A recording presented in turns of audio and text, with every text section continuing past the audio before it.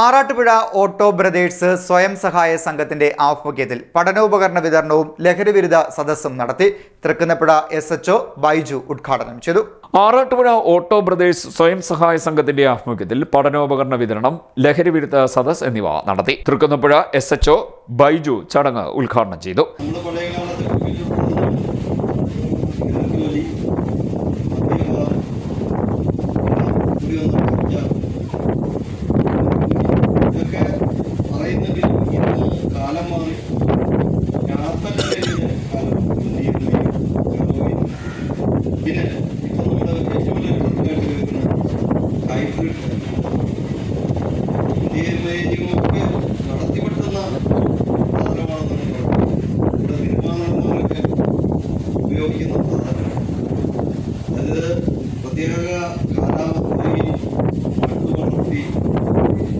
സംഘം vice president അധ്യക്ഷത വഹിച്ചു. തുടർന്ന് ലഹരിക്കെതിരെ ബോധവൽക്കരണ ക്ലാസ് നടത്തി.